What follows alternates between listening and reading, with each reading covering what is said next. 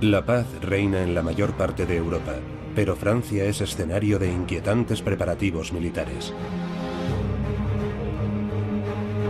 Se alistan hombres por millares. El cuerpo del ejército se está reconstruyendo. Sin embargo, el emperador Napoleón I afirma categóricamente que no quiere una nueva guerra. En 1811 Napoleón domina Europa, desde el Mediterráneo hasta el río Niemen. Para enfrentarse a los ingleses cuenta con el apoyo de Rusia. Después de su victoria sobre el zar Alejandro I en la batalla de Friedland en 1807 y el Tratado de Tilsit, Francia y Rusia se convierten oficialmente en aliados. Pero Alejandro reprocha a Napoleón su política expansionista y, vulnerando sus acuerdos, autoriza el acceso a sus puertos a los barcos mercantes ingleses. Para Napoleón, así, Rusia está actuando como enemigo de Francia. Hermann de Caulaincourt fue embajador de Francia en San Petersburgo durante 4 años. Por tanto, conoce perfectamente Rusia. Me han informado de que se os echa mucho de menos en San Petersburgo y que incluso se celebró un banquete en vuestro honor por vuestra marcha. ¿Os habéis vuelto ruso, Caulaincourt? Sabéis perfectamente, señor, que hace 2 años que estoy solicitando mi regreso a París. 2 años sí, durante los que espero hayáis aprovechado para conocer mejor a vuestro amigo Alejandro. Bien, ¿por qué se niega a cerrar sus puertos a los ingleses? No es algo que se pueda considerar una declaración. Hace 4 años, cuando firmamos la paz en Tilsit, me dijo... Odio a los ingleses tanto como vos. Y yo le respondí, en tal caso la paz está hecha. Pero él no ha mantenido su palabra. Fuisteis vos quien invadió Alemania. Vos apoyasteis a los polacos y reunisteis tropas en las fronteras en pleno periodo de paz. Caulaincourt había sido anteriormente su ayudante de campo. Había sabido ganarse su confianza y su benevolencia. Pero a pesar de su admiración por Napoleón, no se deja cegar. Ve claramente su juego y teme por Francia. Nada puede justificar una campaña que os llevaría tan lejos de París. Ya ha habido demasiados muertos en los campos de batalla. Ah, Caulaincourt, no entendéis nada de política. Rusia es inmensa. Su clima es severo. Os dejarán avanzar y consumiros a marchas forzadas. Rehusarán el combate. Esperarán al invierno. ¿Ya no confiáis en mí? Caulaincourt, no os preocupéis. Considerad la guerra de Rusia la guerra del sentido común. La guerra. La palabra se ha pronunciado finalmente. En el transcurso de los meses siguientes, Napoleón seguirá reuniendo a sus ejércitos procedentes de los 4 puntos cardinales de Europa y los conducirá hacia las fronteras del Imperio ruso. Por su parte, el zar Alejandro sabe que la confrontación es inevitable. Durante un tiempo duda entre 2 estrategias: ir al encuentro de los franceses o atraerlos hacia Moscú. Para poder burlar la vigilancia de los espías franceses, el plan debe permanecer secreto para la mayor parte del Estado Mayor y el pueblo ruso. Napoleón continúa ignorando las llamadas a la prudencia. Como constata Caulaincourt, ha retomado la senda irresistible de la fatalidad que le arrastra.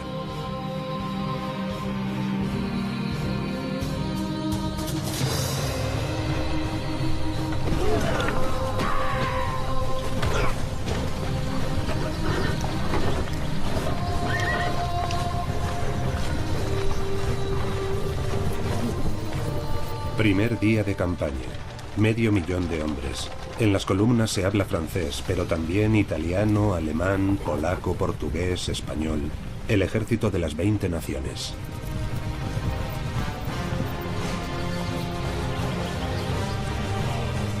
El primer imperio en marcha hacia su destino. Napoleón quiere una campaña relámpago. Cree que una demostración de fuerza será suficiente para hacer entrar en razón al zar. Quiere cumplir su sueño, hacer de todos los pueblos de Europa un solo pueblo. A los soldados se les ha prometido un pronto regreso a su patria, pero más allá del río Niemen, que marca la frontera de Polonia con el Imperio ruso, reina lo desconocido. Lo más relevante que cabe señalar es que la Gran Armée, el Gran Ejército, era el ejército más grande jamás visto en la historia de Europa. La particularidad de la Gran Armée de Napoleón es que en sus filas hay un número muy elevado de civiles. Algunos oficiales e incluso suboficiales llevaron con ellos a sus mujeres, a veces a sus hijos, a sus amantes, etc., lo que hacía que la caravana del ejército fuera a veces bastante diversa. Algunos están con él desde la campaña de Egipto. Son los viejos veteranos que constituyen la columna vertebral de la Gran Armée. Confían en él, siguen a aquel hombre, que para ellos es una estrella, un genio.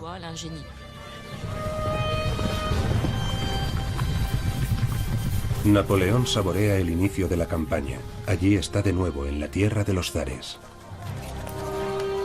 En una carta a María Luisa, su esposa, muestra su optimismo y cierta desenvoltura. Escribe: «Querida, he cruzado el río Niemen. No ha acontecido nada digno de mención. Mi salud es buena, pero el calor es excesivo». El verdadero adversario de Napoleón para instaurar la preponderancia francesa en Europa es Inglaterra. Su objetivo es poner a Inglaterra de rodillas y obligarla a firmar la paz. En este contexto, en 1807 firmó una alianza con Rusia. En realidad era una alianza de un fuerte con un débil. Aquella alianza obligaba, por ejemplo, a Rusia a declarar la guerra a Inglaterra y a cortar cualquier tipo de comercio con los ingleses. Pero los rusos nunca pudieron respetar aquella parte del acuerdo, simplemente porque el comercio con Inglaterra era vital para su economía.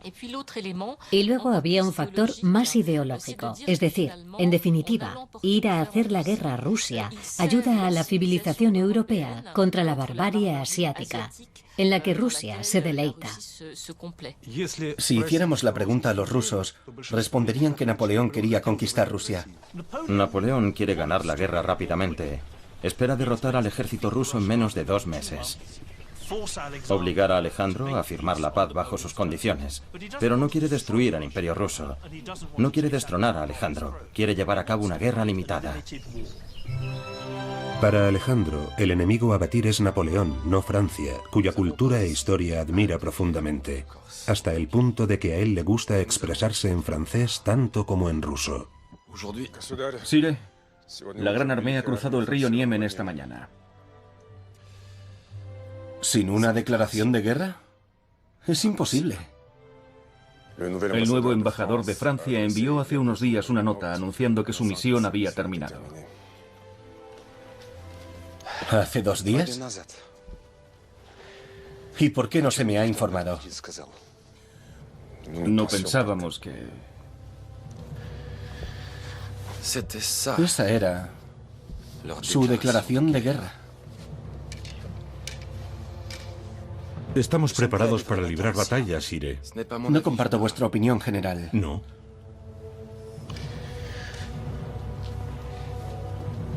El corso tiene como objetivo una guerra corta, en la que el desenlace lo determinará una de esas victorias con las que ha alcanzado su gloria. Querrá un nuevo Austerlitz.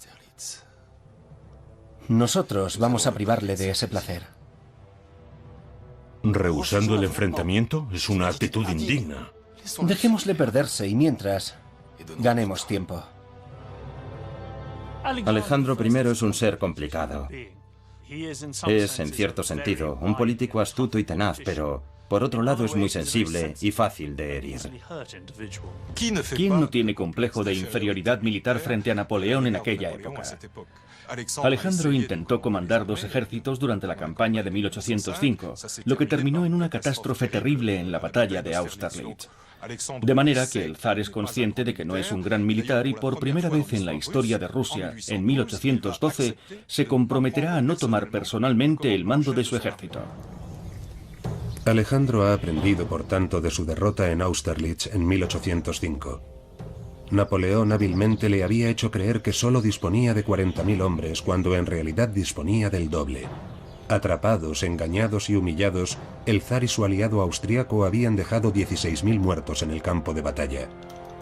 La primera de una serie de victorias de la Gran Armée, el Gran Ejército, hasta su entrada en Rusia 7 años más tarde. Para presionar a Alejandro, los espías franceses hacen circular manifiestos en los pueblos. Ve a ver. Para sembrar la discordia entre los campesinos rusos. El emperador Napoleón no es vuestro enemigo. Ayudadle a derrocar a los dirigentes que os oprimen. Os espera la libertad y una vida mejor. 30 millones de campesinos viven en la esclavitud. La menor reacción contra la nobleza es cruelmente reprimida. Sin duda, sueñan con la libertad.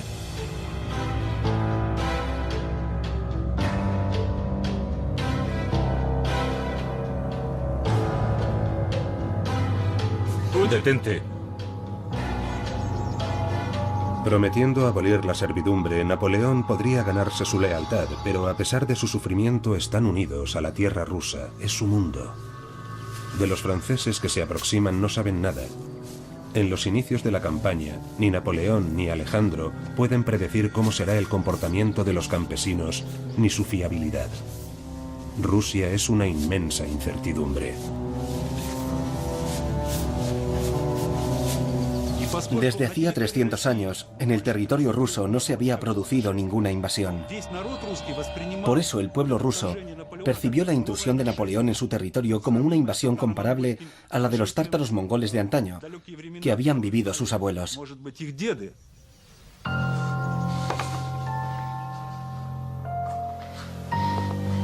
Panfil Nazarov tiene solo 20 años, pero el zar necesita soldados para combatir contra Napoleón, a quien se presenta como el anticristo. Y Panfil, por ser joven y soltero, es designado oficialmente por la comunidad de la aldea.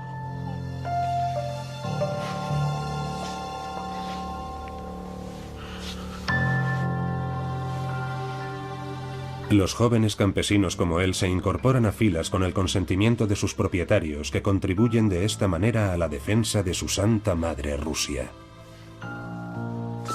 ¿Por qué?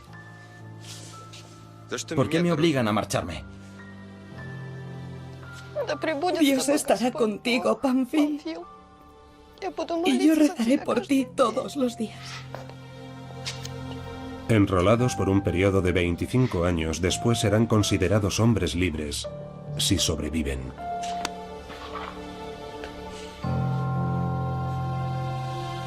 Panfil Nazarov realizará el difícil aprendizaje de la vida de soldado y pronto estará listo para enfrentarse a la Gran Armée.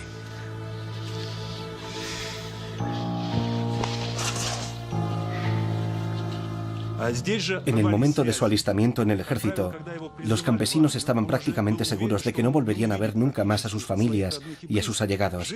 La vida del soldado era muy dura. El regimiento se convertirá en su familia, y este es un factor fundamental que explicará también el valor con el que los soldados combaten por su regimiento, que en realidad es un sustituto de la familia. Es cierto que los nobles rusos tenían mucho miedo de que Napoleón prometiera la abolición de la servidumbre en Rusia y de que aquello originara un caos. La Gran Armée avanza en dirección a Vilna, pero el enemigo se repliega, rehúye el combate. La Guardia Imperial de Napoleón localiza finalmente una columna rusa.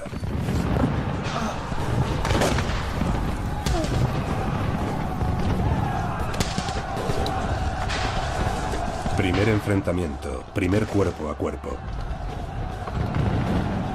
Los dos bandos juran morir antes que ceder una pulgada de terreno. Un cruel anticipo de los combates por venir.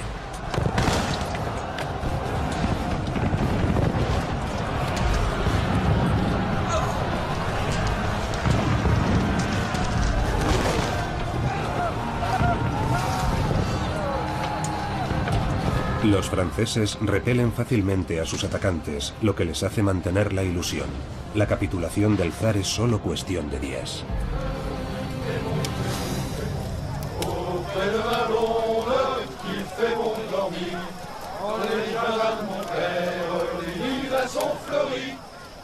El sargento Adrien François Bourgogne, granadero de élite de la Guardia Imperial, ha participado en todas las campañas de Napoleón hasta 1812.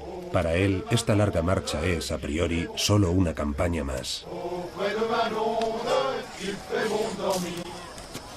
¿Sargento? ¿Duval? ¡Duval!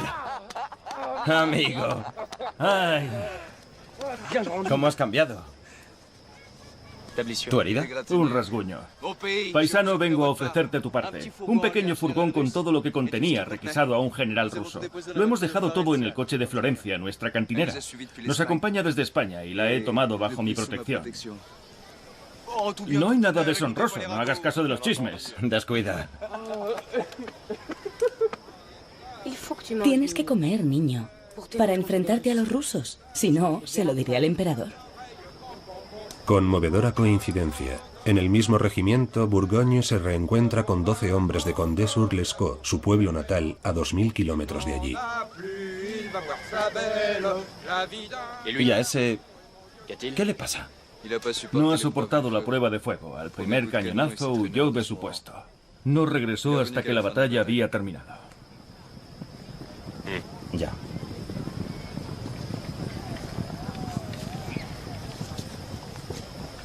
El vino del general ruso no se puede rechazar.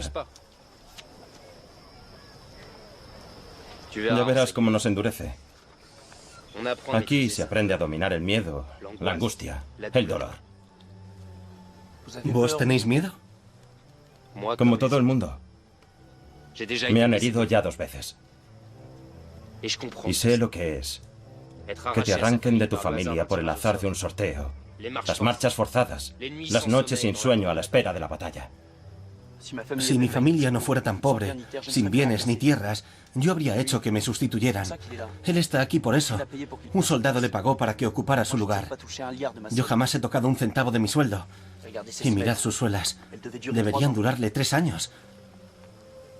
¿Qué hacemos aquí? ¿Lo sabéis vos? ¿Por quién combatimos? El sargento Burgogne eligió hacer carrera en el ejército. Desde su punto de vista, Napoleón es infalible.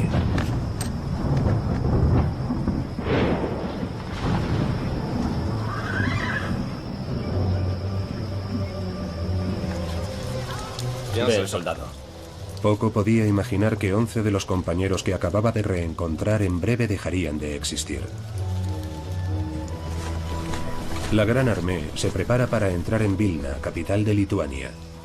Vilna había formado anteriormente parte del Reino de Polonia antes de ser anexionada por Rusia, pero el zar acaba de abandonar la ciudad, lo que representa una gran satisfacción para los habitantes de Vilna y los 30.000 soldados polacos enrolados en la Gran Armée. Cuando los franceses entraron en Vilna por primera vez, los polacos, y particularmente la nobleza polaca, los acogieron como sus liberadores, porque creían que Napoleón les daría la libertad. Y algo mejor que la libertad, que resucitaría el Estado polaco. Alejandro ha estado aquí mismo hace algunas horas. ¿Por qué me entrega la ciudad sin combatir? Os lo dije, señor. Hará todo lo posible para que esta campaña se eternice y para privaros de una gran batalla. El tiempo es su aliado. Cobarde. Se deshonra a los ojos de los valientes polacos. Señor, el general Balachov, embajador de Su Majestad Imperial. Desde Pedro el Grande ningún enemigo había entrado en vuestro territorio, general Balachov. Y vos me habéis dejado conquistar una provincia entera sin haber siquiera presentado batalla. ¿No siente vergüenza, general? Os puedo asegurar, Sire, que los rusos lucharán como leones. El emperador, mi señor, exige la retirada de vuestras tropas. Mi hermano Alejandro es un novicio en materia militar. ¿Por qué ha decidido asumir él solo la comandancia suprema? Podría sorprenderos. Antes de 2 meses se verá obligado a pedirme la paz. Vamos a quedarnos aquí varios días para reponer las existencias de alimentos, instalar hospitales para cuidar de los enfermos y los heridos, reestructurar la administración lituana, Berthier apoyándonos en las élites locales, formar un gobierno provisional y proclamar su autonomía. Pero nadie se dejará engañar, Sire. Este gobierno estará bajo nuestra tutela. Colencourt, no os he pedido vuestra opinión. ¿Tenéis la intención de declararos a favor de la independencia de Lituania? ¿De decir claramente que Polonia existe? De ninguna manera pondremos en peligro nuestra alianza con Austria. Los polacos deberán tener paciencia. En ese caso, vuestras llamadas a su patriotismo serán letra muerta. Una parte de Polonia pertenece todavía a Austria, y Napoleón necesita a sus aliados austriacos para vencer a los rusos. Los rusos no huyeron, si se puede decir así, de forma espontánea de los franceses. Era una estrategia que habían decidido los estados mayores alrededor de un año antes de la entrada de los franceses en Rusia. La retirada del ejército ruso debe, evidentemente, acompañarse de todos los medios que conduzcan a frenar el avance del ejército de Napoleón. Y entre esos medios está la política de eso que llamamos tierra quemada, guerra, que consiste en destruir todas las existencias de alimentos disponibles, de víveres, pero también de forraje para los animales, para todo el ganado.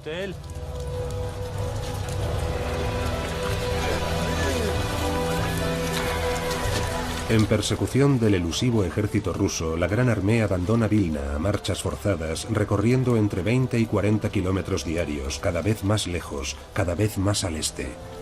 Debido a las lluvias torrenciales, es necesario luchar a cada paso con el barro para que las botas no queden atrapadas en él. Los rusos han quemado molinos y almacenes, por lo que falta alimento para la caballería. Se arranca la paja podrida de las cabañas, pero los caballos se están muriendo. Hay escasez de pan, disentería, heridos a los que no se puede cuidar.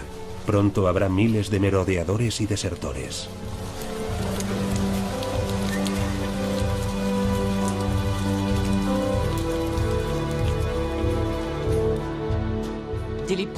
Desde las primeras semanas de la campaña empezarán a producirse los primeros problemas. Los primeros, yo no diría síntomas de hambruna, porque sería excesivo, pero sí los primeros problemas de aprovisionamiento alimentario.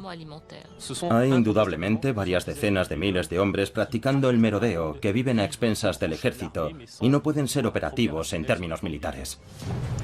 Para fortalecer las filas de su ejército y recuperar la cohesión, Napoleón tiene más que nunca necesidad de una gran batalla que ansía desde hace semanas. A lo lejos, una multitud de puntos luminosos, los campamentos del ejército ruso. El ejército del zar. El momento tan esperado. Están ahí, preparados, ante sus ojos.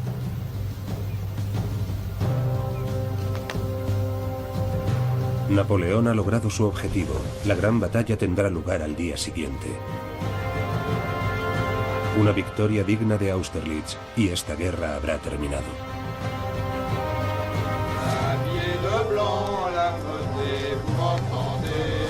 El sargento Bourgogne y sus hombres se preparan para el enfrentamiento.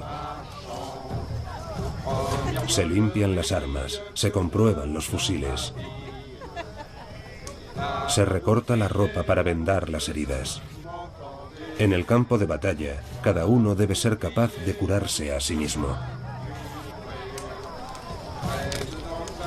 Algunos escriben su testamento, sus últimas voluntades, pero sueñan con volver a ver a sus mujeres y a sus hijos. Otros, aparentemente despreocupados, cantan o duermen.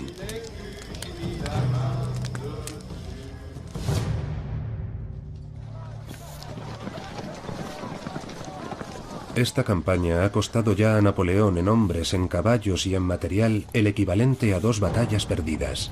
Es urgente vencer. Señor, venid a ver, rápido. Ya voy, Caulaincourt.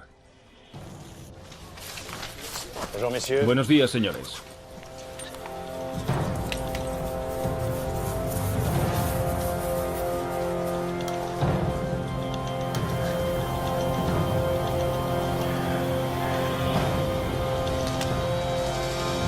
Napoleón comprende que ha sido engañado. No tendrá lugar ninguna batalla. Los rusos han desaparecido sin dejar rastro.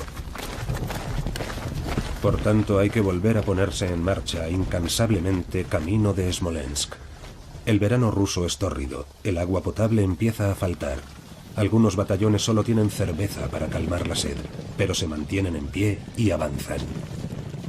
A pesar de todas las dificultades en el inicio de la campaña, Napoleón tiene una estrategia, está allí para hacer la guerra. Y esta estrategia casi triunfará porque con los movimientos de sus diferentes tropas obliga a los ejércitos rusos a reunirse alrededor de la ciudad de Smolensk.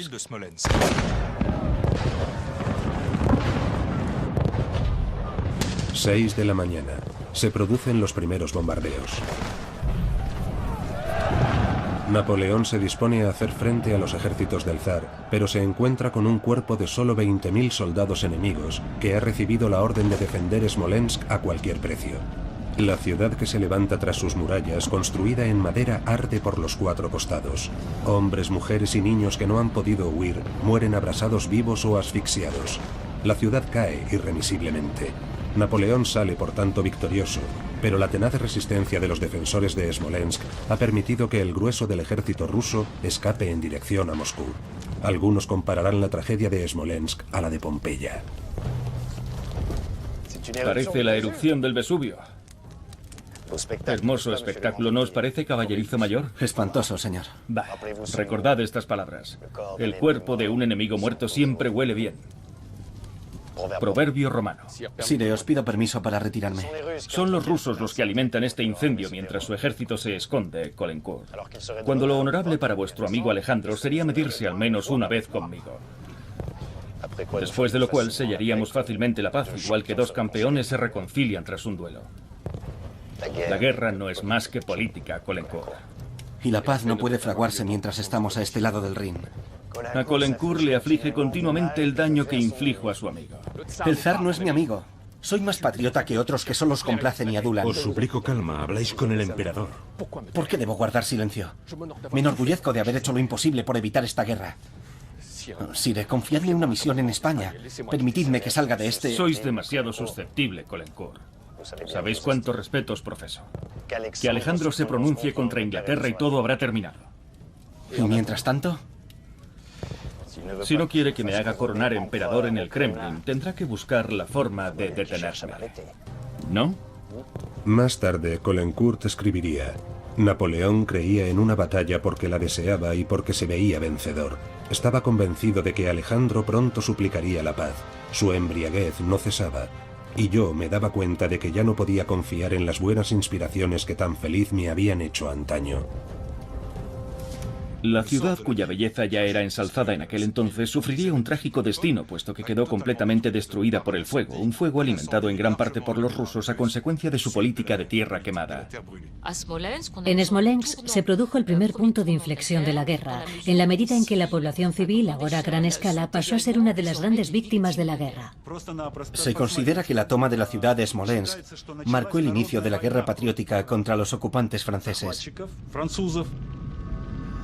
Napoleón, el invasor, hace constituir en Smolensk un concejo municipal compuesto por ciudadanos rusos obligados a obedecer bajo pena de represalias y retribuidos en moneda francesa.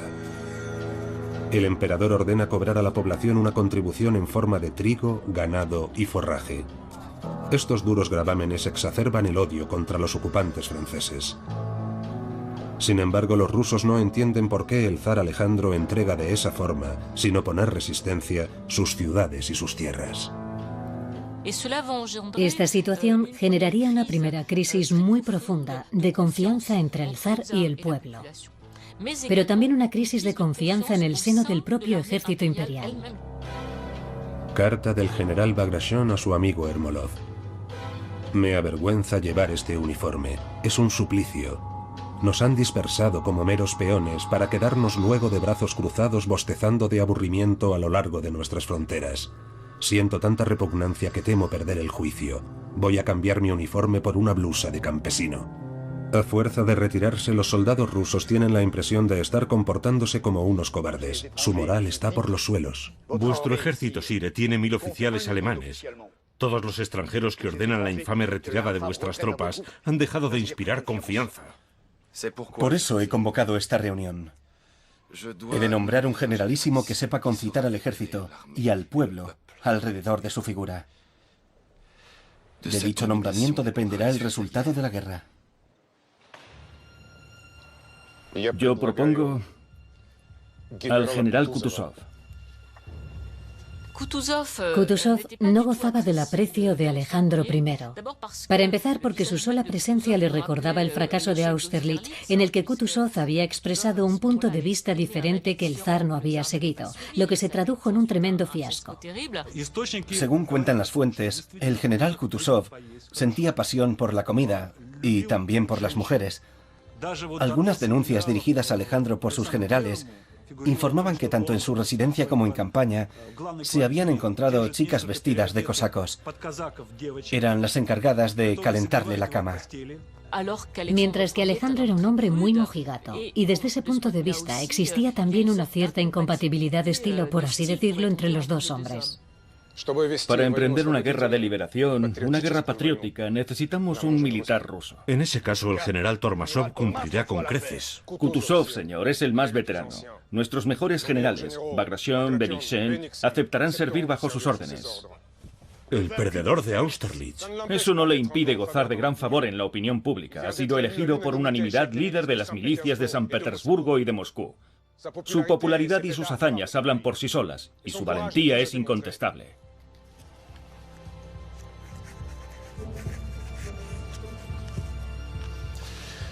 El general Barclay de Tolly conservará el mando del primer ejército imperial. ¿Y el general Bagration? El del segundo ejército. Pero...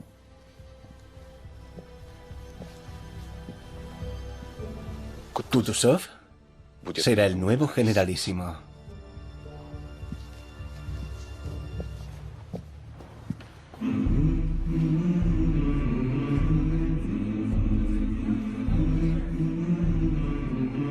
El corso me subestima. Desde Austerlitz me considera un general incompetente. Eso nos beneficia. Sin embargo, son sus tropas las que están desmoralizadas y faltas de disciplina. Al contrario que las mías, de modo que aprovechémoslo. Recién designado, Kutuzov exalta el patriotismo de sus tropas. Camaradas, les escribe, cumplid con vuestro deber, pensad en el sacrificio de vuestras ciudades incendiadas y en vuestros hijos que imploran vuestra protección. Pensad en vuestro emperador Alejandro, vuestro señor, que os considera la energía que sustenta su fuerza.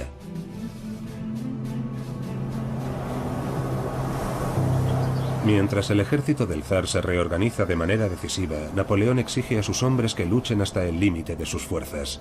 El descanso es indigno de ellos. Violentas ráfagas de viento levantan torbellinos de un polvo abrasador, un verdadero calvario. La rapidez de la marcha provoca la pérdida de muchos caballos, y mientras el tifus causa estragos entre las tropas, la propaganda rusa ataca a los más vulnerables. Soldados franceses os obligan a marchar contra nosotros, os dicen que lucháis en aras de la paz. No creáis esas pérfidas palabras.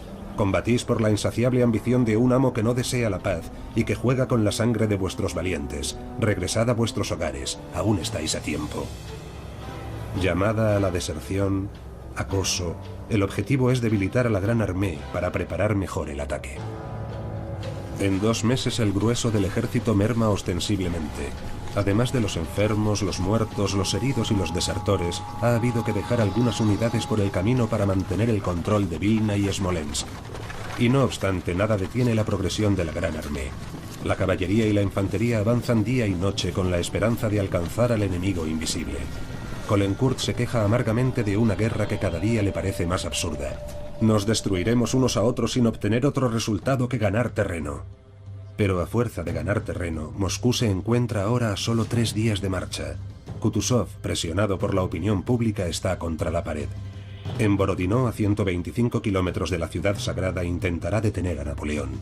El terreno, muy irregular y boscoso, servirá para obstaculizar el avance del enemigo. Kutuzov establece su línea de defensa en la margen sur del río Kolocha, bloqueando así la ruta hacia Moscú, y levanta 4 reductos. El primero, el más grande, es el reducto de Rayevsky. Después, los 2 reductos de Bagration, más modestos, y por último el reducto de Shevardino, situado como bastión frontal.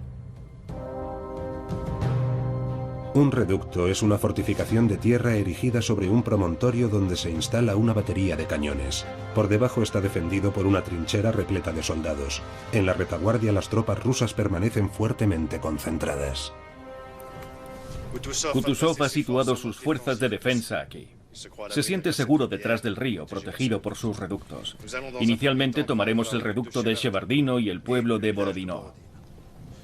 Así podremos situar nuestras tropas para la batalla final. Nuestros ejércitos del norte se intercalarán para evitar que los ejércitos rusos puedan rodearnos. Eso es todo, caballeros.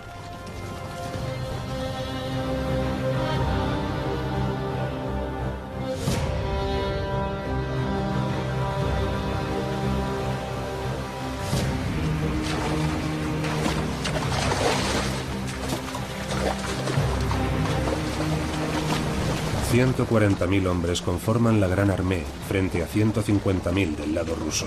214 batallones de infantería, 317 escuadrones de caballería, 587 piezas de artillería.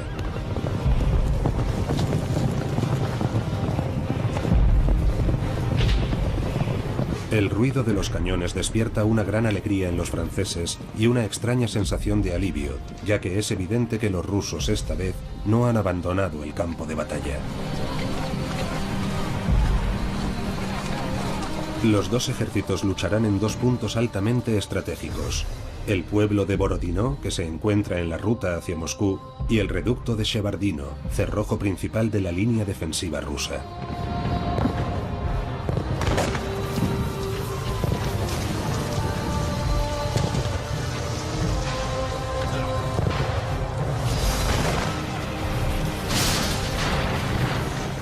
En menos de una hora se producen más de 10.000 bajas entre muertos y heridos. Preludio sangriento de la batalla principal, este ataque permite a la Gran Armée medir la resistencia de los rusos. Incluso heridos, en lugar de implorar ayuda, los rusos se niegan a rendirse y parecen decididos a morir allí mismo. Sin embargo, su bravura no es suficiente. Los franceses toman el reducto de Shevardino. Pese a las numerosas bajas, la primera etapa del plan de Napoleón es un éxito.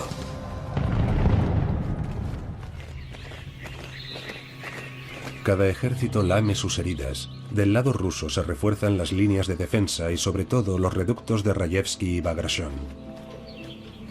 Kutuzov organiza una solemne procesión con la Virgen de Smolensk. Pamphil Nazarov, al igual que sus camaradas, implora la protección divina con la mente puesta en los suyos y en las palabras que no pudieron decirse. Porque hay que estar dispuesto a morir por Dios, por el zar y por la sagrada Rusia. Nunca los rusos han orado con tanto fervor como hoy, escribe el poeta Glinka. En esos momentos, nuestros corazones y nuestras almas mantienen una conversación secreta con la divinidad.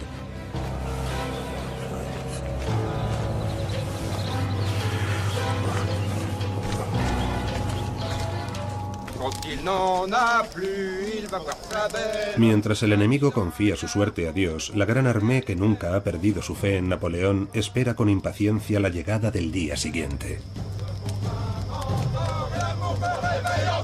¡Viva el emperador! ¡Viva! ¡Viva el emperador! ¡Viva! ¡Viva el emperador! ¡Viva!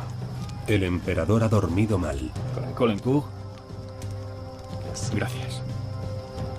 Se ha acostado a las 3 de la madrugada, preocupado de que los rusos puedan evaporarse una vez más. Pero al salir de su tienda recupera la confianza. La primera luz del amanecer le recuerda el sol de Austerlitz. El día anterior ha redefinido su plan de batalla. Quiere destruir el flanco sur de las fuerzas enemigas y atacar las formidables fortificaciones erigidas por los rusos, concretamente el gran reducto de Rayevsky. La Guardia Imperial del Emperador permanecerá en la retaguardia, lista para intervenir en caso necesario. Soldados, he aquí la batalla que tanto habéis anhelado. De vosotros depende ahora la victoria, nuestro pueblo la necesita. Ella os procurará abundancia, buenos alojamientos y un pronto regreso a la patria.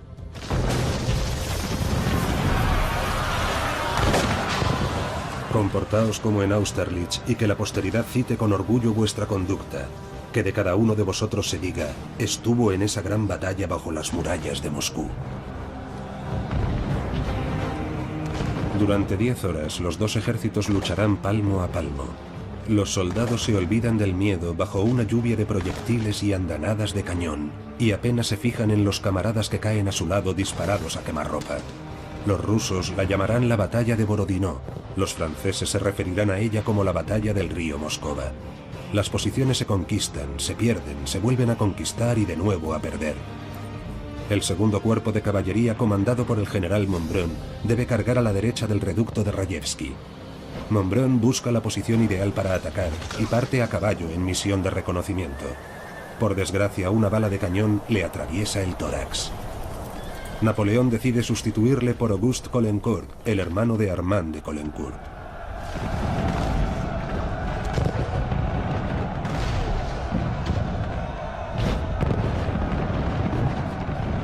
La infantería rusa, desestabilizada por la herida mortal del general Bagration, se recompone y redobla sus esfuerzos para recuperar el terreno perdido. Los actores de esta carnicería hablan de un infierno, de un cielo que arde en llamas, del apocalipsis, de cañones que escupen muerte. Caulaincourt tiene entonces un terrible presentimiento. A las 15 horas, su hermano Auguste, a la cabeza del 5º regimiento de coraceros, apoyados por 2 divisiones y 2 batallones de infantería, toma al asalto el gran reducto de Rayevsky. Los rusos se ven obligados a batirse en retirada. Los heridos imploran la muerte para acabar con el terrible sufrimiento que padecen. Los rusos han abandonado sus posiciones, pero su ejército no ha sido destruido. La batalla ha sido terrible y dantesca, pero para que haya un vencedor, tiene que haber un vencido. Resulta muy difícil evaluar el resultado de la batalla de Borodino, porque Napoleón y Kutuzov se habían marcado unos objetivos, y ni Napoleón ni Kutuzov los alcanzaron.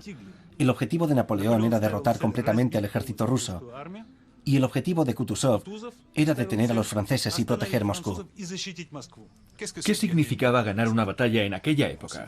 Se consideraba que el ejército que se adueñaba del campo de batalla era el vencedor. En la batalla del río Moscova no existe la menor duda, ya que los rusos se retiraron y el ejército francés se adueñó del campo de batalla. Por lo tanto, Napoleón ganó la batalla del Moscova. Si bien es cierto que a nivel estratégico la batalla del Moscova contribuyó a un debilitamiento aún mayor de la Gran Armée, y basándose en esto, los rusos la reivindican como una victoria. Una forma de poner de acuerdo a todo el mundo sería decir que los franceses ganaron la batalla del Moscova y que los rusos no perdieron la batalla de Borodino.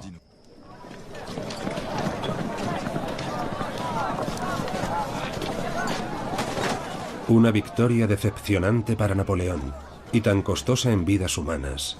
Sin embargo, la Guardia Imperial, la élite de la Gran Armée, había permanecido en la retaguardia. De modo que el sargento Bourgogne había vivido la batalla desde la distancia de forma distinta a muchos de sus compatriotas que, a diferencia de él, lucharon en primera línea.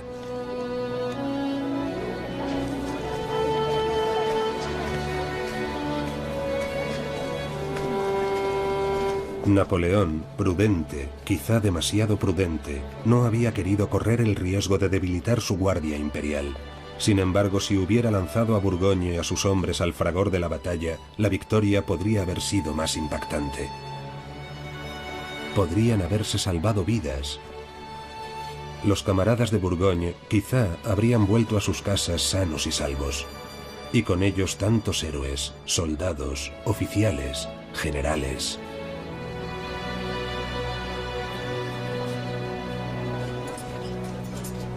Caulaincourt no olvidaría jamás aquel fatídico día. «Venceremos o me quitaré la vida», fueron las últimas palabras que me dirigió Auguste. Había encabezado la carga decisiva contra el gran reducto. Tuvo tiempo de disfrutarla antes de que una bala enemiga acabara con su vida. A ojos del emperador, Francia había perdido a uno de sus mejores oficiales. Yo había perdido a mi hermano. Tenía 35 años.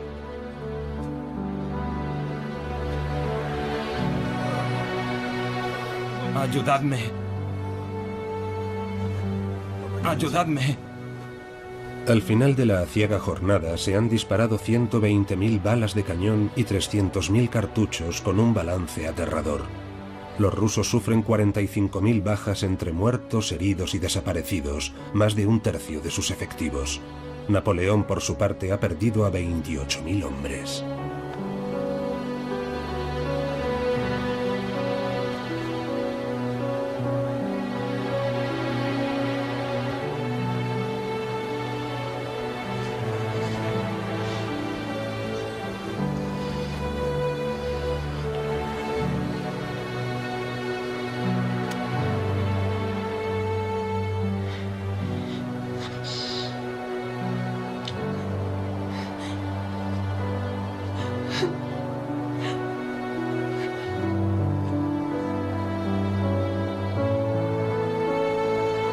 La hecatombe pone de manifiesto las limitaciones de los servicios sanitarios. Numerosos heridos agonizan en el campo de batalla sin recibir auxilio.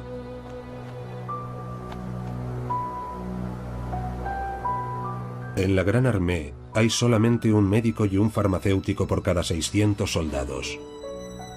45 cirujanos tratan indistintamente a miles de víctimas de ambos bandos. En menos de 4 minutos se amputa una pierna. 10.000 heridos, cuyo tratamiento es imposible, serán depositados en los pueblos de los alrededores, donde la mayoría morirán.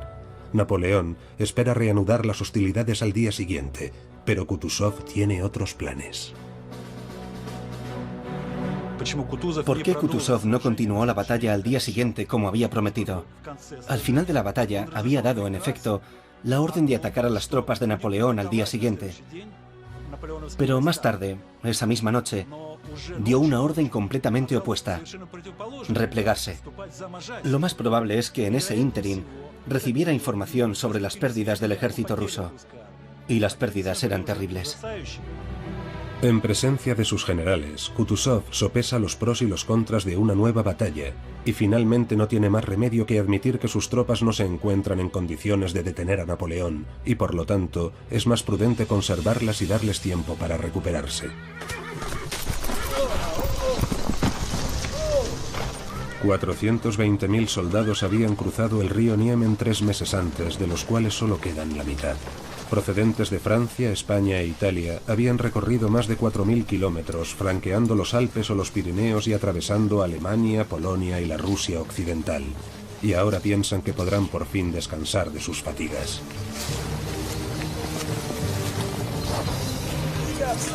Napoleón sigue convencido de que la llegada de la Gran Armée a las puertas de Moscú será el golpe de gracia que obligará a Alejandro a negociar. Memorias del sargento Bourgogne. Después de atravesar un gran bosque, por fin divisamos Moscú. En esos momentos uno se olvida de todo, de los peligros, de la fatiga, de los camaradas caídos. Ahora solo importa una cosa: el placer de entrar en la ciudad prometida. Pero Napoleón, que soñaba con una entrada triunfal como conquistador, igual que en Viena o Berlín, descubre que Moscú ha quedado desierta y que ninguna personalidad acudirá a entregarle las llaves de la ciudad. Solo 10.000 moscovitas de una población de 260.000 han permanecido en la capital porque carecían de los medios o de tiempo para escapar.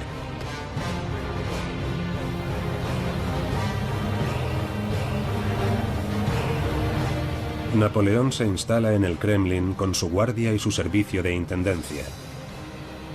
Sus generales ocupan las suntuosas residencias de los nobles.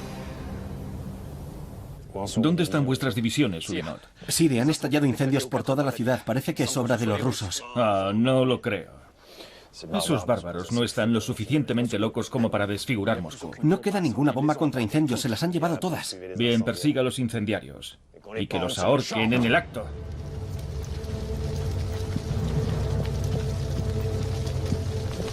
Al principio se pensó que los incendios eran accidentales, provocados por soldados borrachos ocupados en festejar su primera noche en Moscú. Pon la pólvora junto a la estufa, haremos saltar todo por los aires.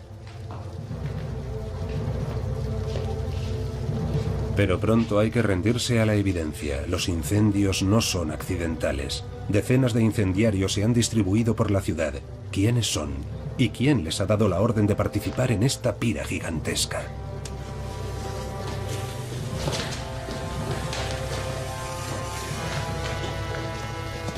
¡Alto! ¡Capturadlos!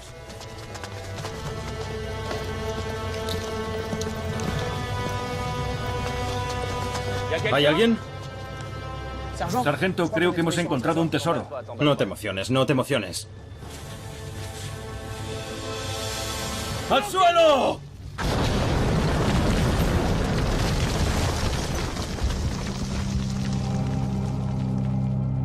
Kutuzov había optado por abandonar Moscú para evitar una nueva confrontación y permitir así a su ejército reorganizarse.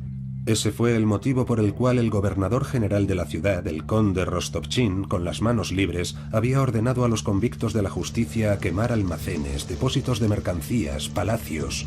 No había que dejar nada al invasor.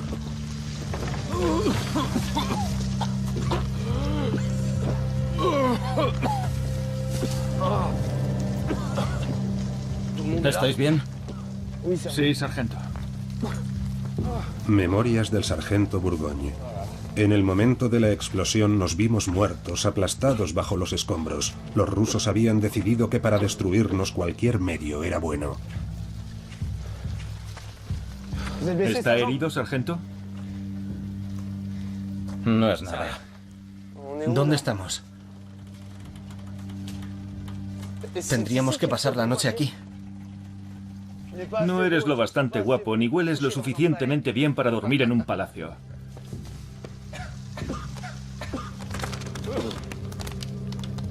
Sargento, venga a ver esto. Vaya.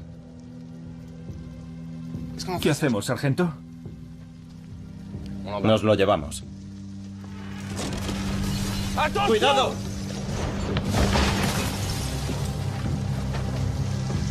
Todo está a punto de derrumbarse. Larguémonos. Vamos. El peligro está en todas partes. La gran armée de Napoleón ha caído en una trampa de fuego. Rodeado por las llamas y cegado por el humo, aún sueña, sin embargo, con la victoria. La campaña de Rusia, la batalla del Berezina.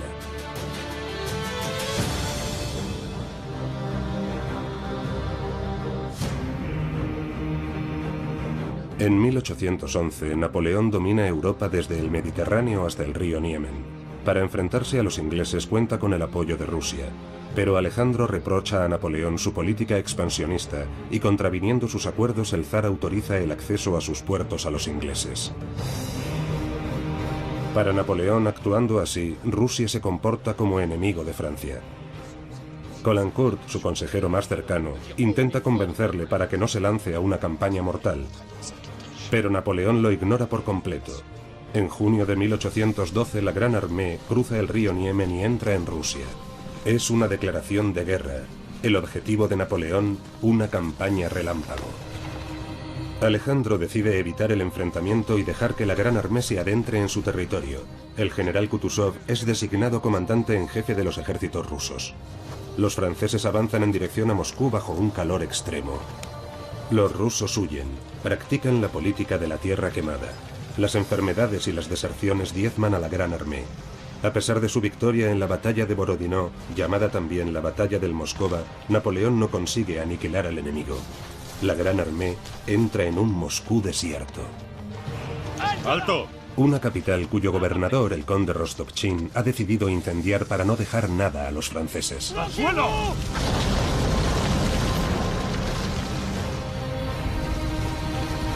Los rusos están dispuestos a todo para destruir a la Gran Armée. La artillería en posición, la caballería también. Lariboisier me ha informado de que los establos están en llamas y amenazan con volar el arsenal. Hay 400 cajas de pólvora. Con una sola chispa podría estallar todo. No hay tiempo que perder. Hay que abandonar el Kremlin. Soy el primer soberano desde hace 2 siglos que conquista esta fortaleza. De ninguna manera... No se trata de huir, sino de ponerse a cubierto.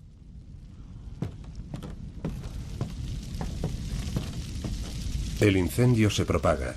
Resulta imposible saber dónde y cuándo cesará. Pero Napoleón quiere demostrar al zar su determinación. Salvajes.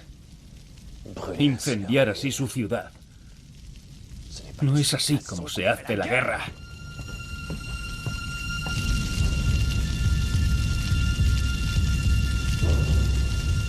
Las consecuencias del incendio de Moscú fueron impresionantes. El 60% de los edificios de madera de la ciudad quedaron calcinados. Durante 6 días, las llamas, atizadas por el viento, destruyen la biblioteca de la universidad, palacios, teatros y reducen a cenizas innumerables edificios de madera, casas, almacenes, tiendas, iglesias. El conde Rostopchín, gobernador de Moscú, escribirá a su esposa: «Cuando recibas esta carta, Moscú será reducido a cenizas. Perdóname». Rostopchín es, sin ningún género de dudas, el responsable del incendio de Moscú. Él mismo ordenó a sus subordinados prender fuego en diferentes partes de la ciudad. Esta idea se basa en el hecho de privar al enemigo de refugio y de confort, pero también de demostrarle que esta guerra será una guerra sin piedad. El incendio de Moscú resultó catastrófico para Alejandro I. Más tarde, él mismo confesará que fue un acontecimiento fundamental para él. Dirá, el incendio de Moscú ha iluminado mi alma. Para él fue verdaderamente un acontecimiento traumático. Con el abandono de Moscú, Alejandro pierde el apoyo de su población y empieza a dudar de sus generales. Profundamente abatido, se confiesa a su hermana preferida, la gran duquesa Catalina Pavlovna. Alejandro.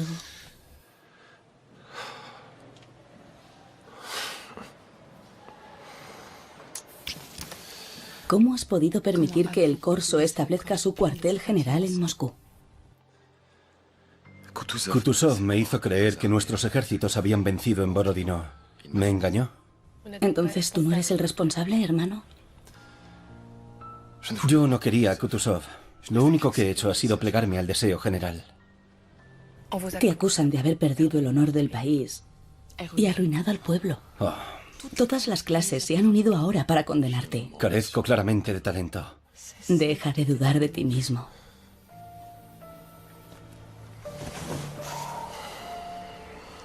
Estoy mal aconsejado y mal servido frente a un adversario infernal que dispone de Europa entera. ¿Tienes intención de abandonar tu imperio a manos del villano? Ese monstruo que quería casarse conmigo y al que estuviste a punto de darle mi mano.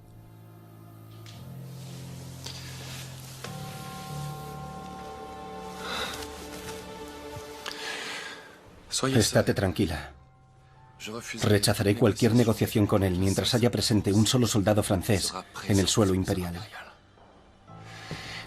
Y si mi dinastía debiera alguna vez dejar de reinar, me dejaría crecer la barba. Y me iría a comer patatas al rincón más lejano de Siberia, porque me encantan las patatas.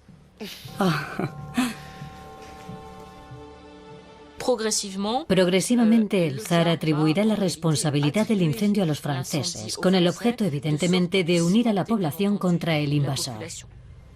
Habitantes de la provincia de Moscú, el enemigo de la raza humana, el castigo de Dios por nuestros pecados, la encarnación del diablo, el francés villano, ha ocupado Moscú y la ha destruido a sangre y fuego.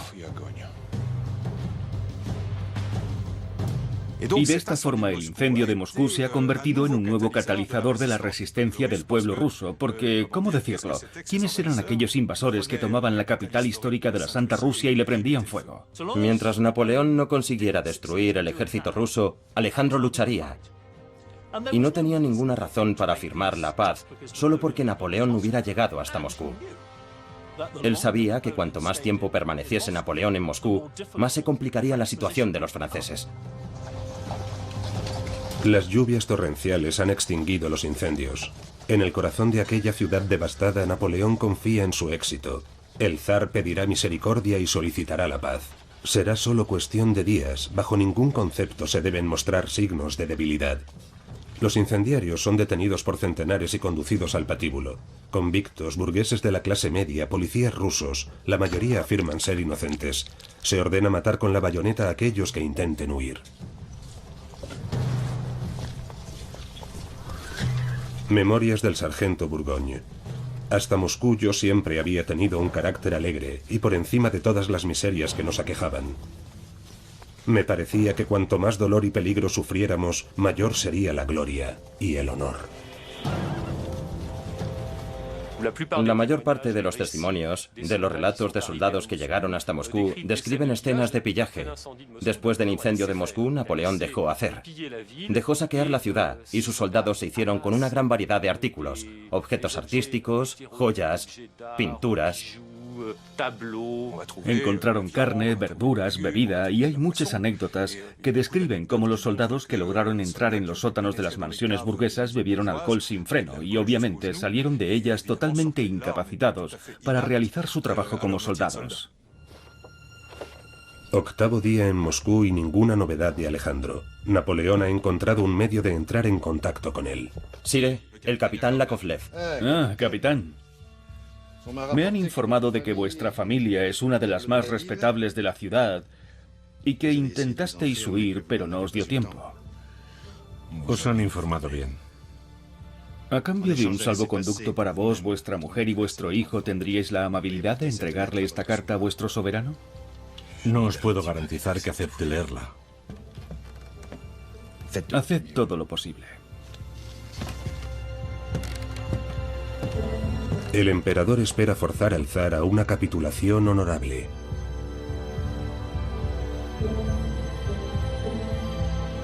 Alejandro, hermano, yo amo la paz. La vida de campaña no me resulta placentera. Extraño a mi mujer y a mi hijo. Y no deseo vuestro infortunio, pero aquellos que os sirven solo buscan su gloria personal. Estoy convencido de que si nadie se interpone entre nosotros, nuestra vieja amistad pronto retomará su curso y todas nuestras desgracias terminarán. Cree que estoy sufriendo la influencia de mi entorno. Soy yo y solo yo quien rechaza su oferta de paz. ¿Ignoráis que he dado orden de no entablar bajo ningún pretexto negociaciones con Bonaparte? Majestad, yo solo soy un intermediario. Llevadlo a la fortaleza de San Pedro y San Pablo. Allí esperará su juicio por traición.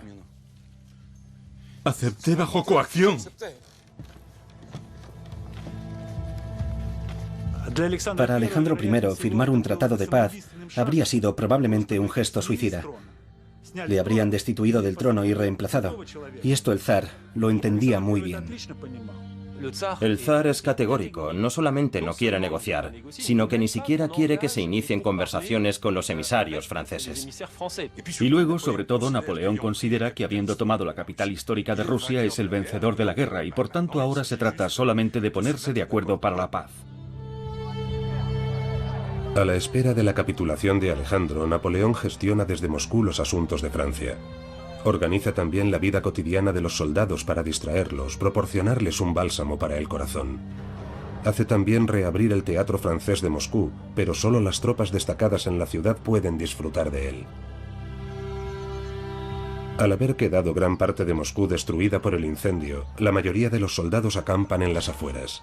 Fuera de las murallas están mucho más expuestos al enemigo. Sufren los ataques de los partisanos apoyados por mujeres armadas y agricultores comprometidos a ayudar a sus padres, a sus esposas y a vengar a sus hermanos y a sus hijos. En relación a los partisanos, solo podemos decir una cosa. Eran brigadas del ejército compuestas por cosacos y húsares. Es la fuerza más grande que ha luchado nunca contra los franceses.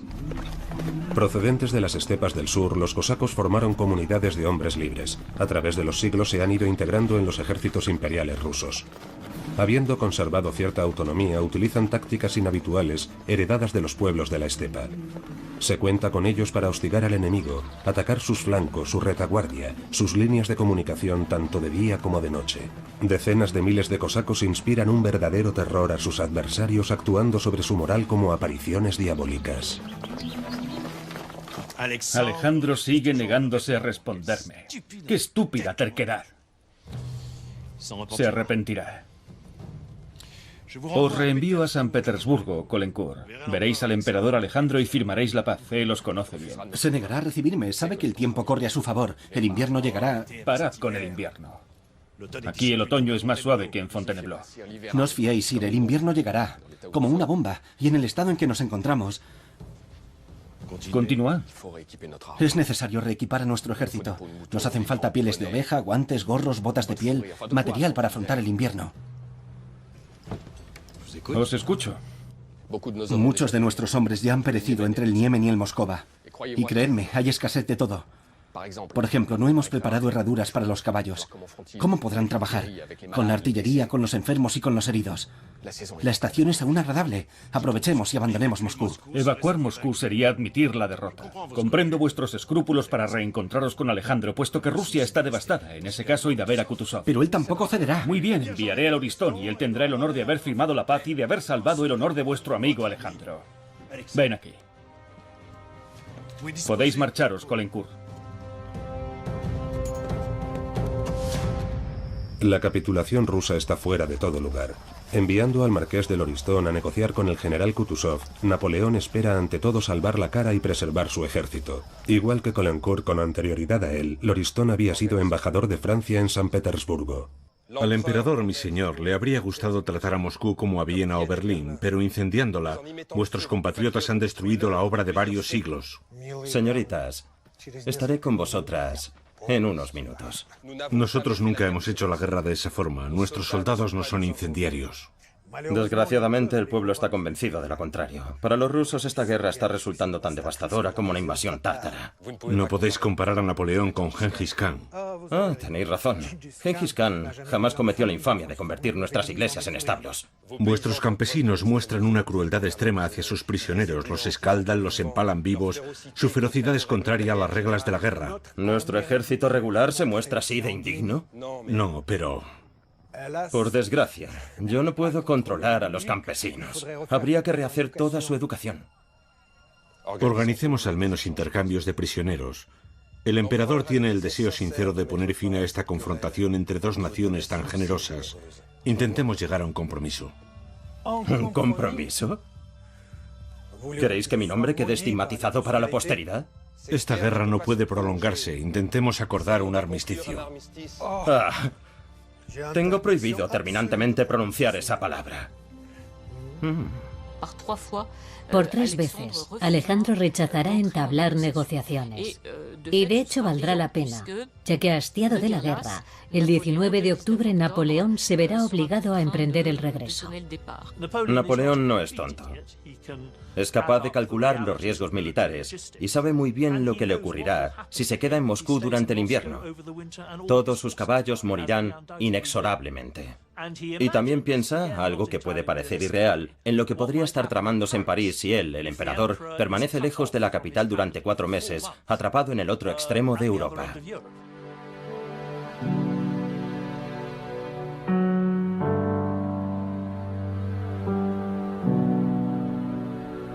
En su última carta desde el Kremlin, el emperador anuncia la retirada, pero la carta muestra sobre todo a un hombre atribulado.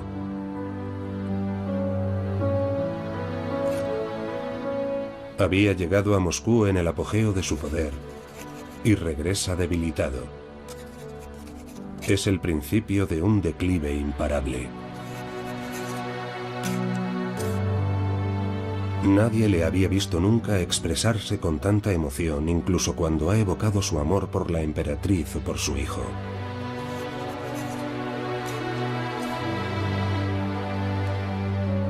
Moscú le ha hundido moralmente.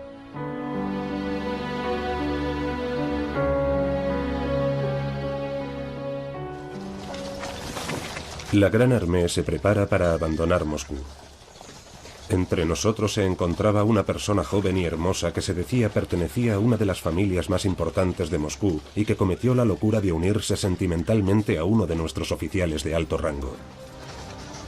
Y cometió la locura mayor todavía, de seguirlo en la retirada.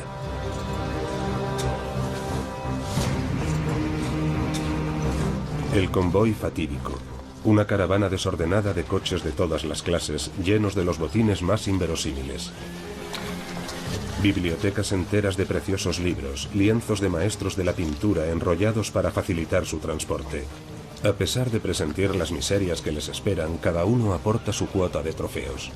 Así como varias libras de azúcar, arroz, un poco de bizcocho, licor, en previsión de futuras privaciones. Detrás de los combatientes, los civiles de la Gran Armée.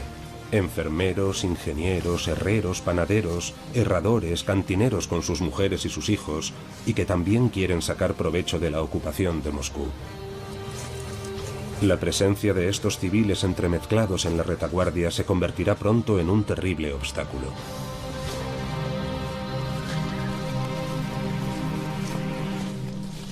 La estrategia de Kutuzov es, en cierto sentido, muy simple. Él piensa que el clima ayudará a destruir al ejército francés. Sabe que sus cosacos, apoyados por las unidades ligeras de caballería, forzarán al ejército francés a permanecer en las carreteras, haciendo imposible el reavituallamiento, lo que condenará a casi todos a la hambruna.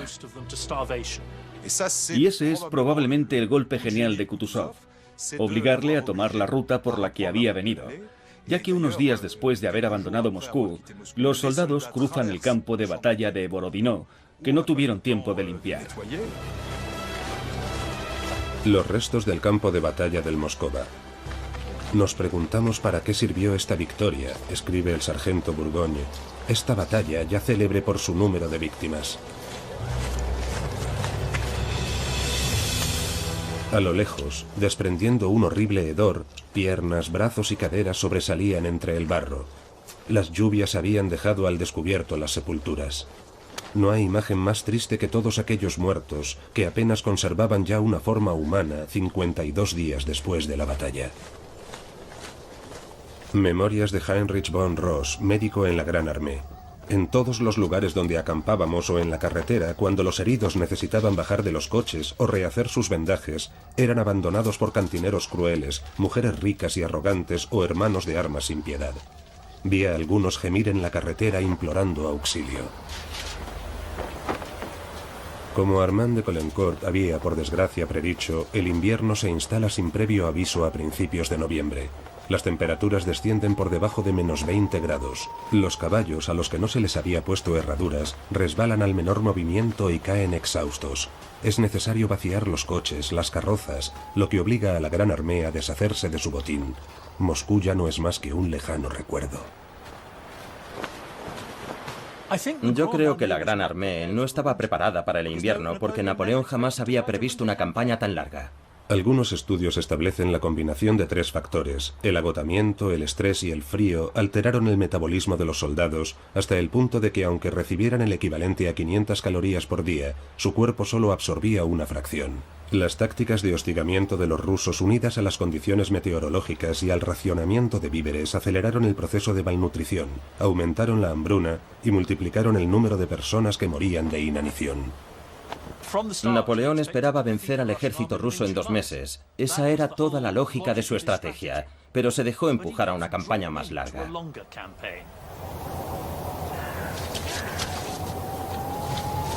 Sobre el terreno los hombres yacen helados. Con el estómago vacío, se despieza a los caballos abandonados, se recoge su sangre y se cuece para nutrirse. Los rusos aprovechan la desbandada para abalanzarse sobre su presa. La Gran Armée se disuelve, mientras en París el trono se tambalea. El 23 de octubre, en París, durante la noche, acompañado de algunos hombres, el general Mallet se presenta en la prefectura, detiene a Savary, ministro de la policía, y lo conduce a la prisión de la Force. Mallet y sus cómplices se presentan a continuación en el Estado Mayor en la Place Vendôme sin encontrar la menor resistencia. Mallet ha hecho correr el rumor de que el emperador ha muerto bajo las murallas de Moscú. Quiere instalar un gobierno provisional y poner fin a la guerra. La imagen del emperador se degrada notablemente en París. Cuando Napoleón conoce el intento de golpe de Estado, solo tiene una idea en la cabeza. Tengo que regresar a París de inmediato. No puedo dejar que los ánimos se calienten.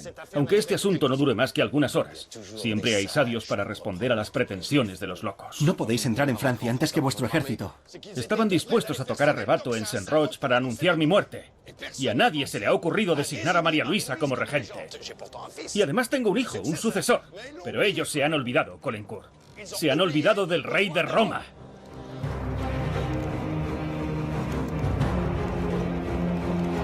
Mientras Napoleón medita sobre su regreso, sobre el terreno la hecatombe continúa.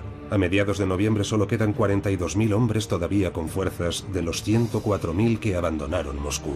Los demás han muerto de hambre, de agotamiento, de enfermedades, han desertado, se encuentran entre los rezagados, han caído en manos de destacamentos cosacos o han muerto en combate. Smolensk ya no está lejos. Napoleón esperaba ir más al sur, a tierras ricas que no habían sido tocadas, donde encontraría con qué aprovisionarse. Pero se lo impedirá el ejército ruso, que precisamente le obligará a tomar de nuevo la famosa carretera de Smolensk que habían utilizado en el viaje de ida.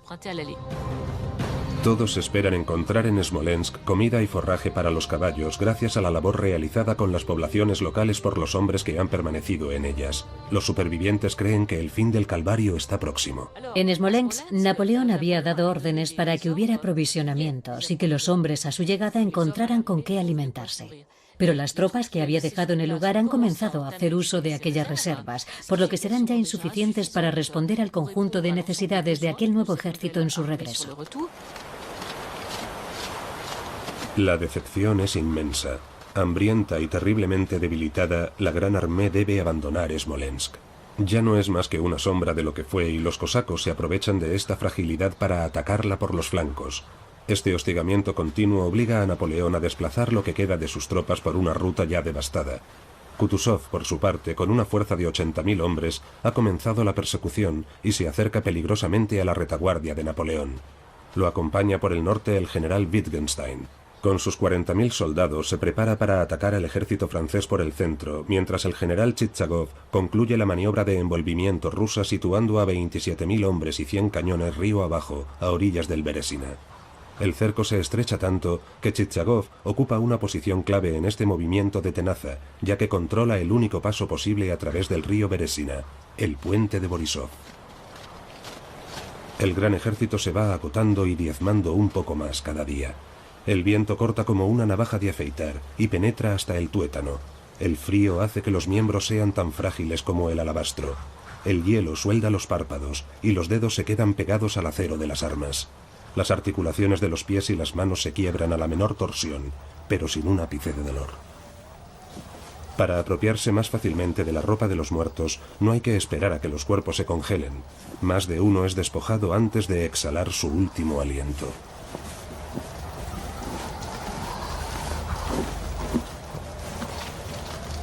Agotado por esta marcha inhumana, abandoné las filas y me uní a algunos soldados dispersos. Todavía me quedaba una patata con la que alimentarme. En un arranque de egoísmo que jamás me he perdonado, no quise compartirla con mis amigos que se morían de hambre. Pero no era más que un trozo de hielo. Mis dientes resbalaban en ella incapaces de arrancarle un pedazo.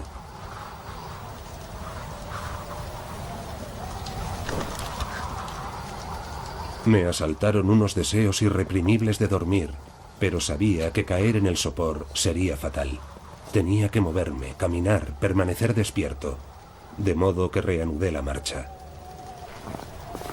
La ventisca y la noche desorientan a Bourgogne. La nieve ha tapado sus huellas, pero sigue caminando hasta el amanecer en busca de su regimiento. Ya no siente los miembros ni los parásitos que lo devoran.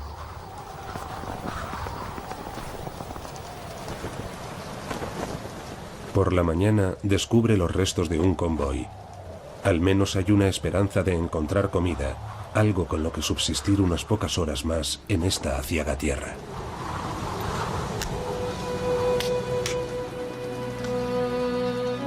Alto, quietos. No disparéis.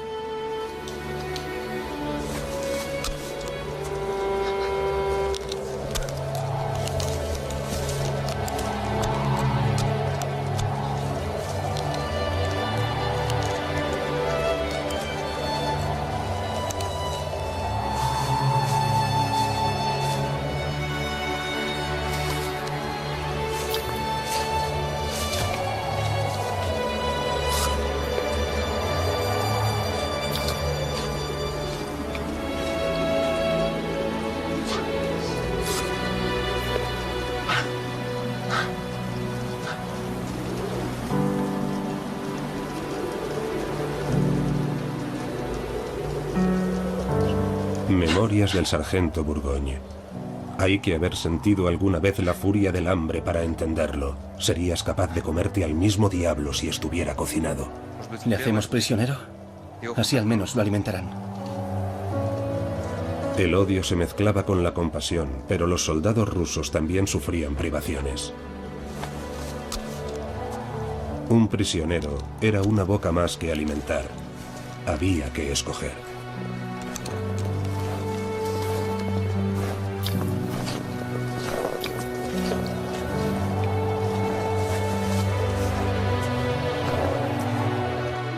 A medida que las tropas avanzaban, iban dejando tras de sí a los extraviados, los rezagados, los enfermos, etc. E inmediatamente esos hombres eran hechos prisioneros. El destino de los prisioneros variaba según los casos.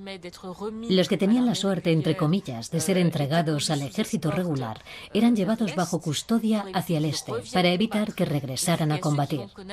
Mientras que a los desafortunados, a quienes aguardaba un destino más terrible, se les despojaba de todo y se les entregaba a las comunidades rurales, que con frecuencia los mataban. Alejandro I, conmocionado por estas revelaciones, hará todo lo posible para prohibir tales prácticas, prometiendo una recompensa a los soldados y campesinos que entreguen a los prisioneros a una autoridad civil para que estos queden bajo custodia segura. Pero los franceses también cometerán abusos contra los prisioneros. En Smolensk, 600 prisioneros considerados no aptos para la marcha son ejecutados. Alejandro se impacienta, sabe que el desenlace se acerca. Consciente de que el Berezina constituye una oportunidad única, ordena a sus hombres que capturen a Napoleón. La batalla del Berezina, que dejaría una profunda huella en la campaña de Napoleón, debe su nombre al río que impedía el avance del ejército de Napoleón. Kutuzov pensó que el río se convertiría en el obstáculo definitivo que le permitiría rodear a Napoleón y apoderarse de su ejército. De modo que el ejército ruso, que avanzaba desde Moscú, se acercó al río Berezina con el plan de cruzarlo en un lugar llamado Borisov, donde existía un puente. El mariscal Oudinot, siguiendo órdenes de Napoleón, lanza un audaz ataque sobre la ciudad de Borisov que captura sin dificultad. Sin embargo, los rusos han prendido fuego al puente, de modo que al llegar Oudinot se encuentra con un puente incendiado y parcialmente destruido, bloqueando el único acceso que permitía a la Gran Armée cruzar el río Berezina. Oudinot ordena de inmediato misiones de reconocimiento para buscar otro paso. A pesar de las fuertes nevadas caídas, una de sus unidades, dirigidas por Corvinot, tiene un golpe de suerte. En la otra orilla tropiezan con un campesino extraviado empapado hasta las axilas y deducen la existencia de un vado en los alrededores. Tras interrogarle, el campesino les indica el lugar, muy cerca del pueblo de Studienka, a solo 13 kilómetros al norte de Borisov. Pero Napoleón no es el único en comprender la importancia estratégica del puente de Borisov. Chichagov, con 30.000 hombres y 100 cañones, defiende la orilla izquierda. Al mismo tiempo, con 80.000 hombres, Kutuzov se ha lanzado sobre la retaguardia de las fuerzas napoleónicas y ha pedido al general Wittgenstein que complete la maniobra envolvente con 30.000 hombres. Sin embargo, Napoleón ha previsto la maniobra.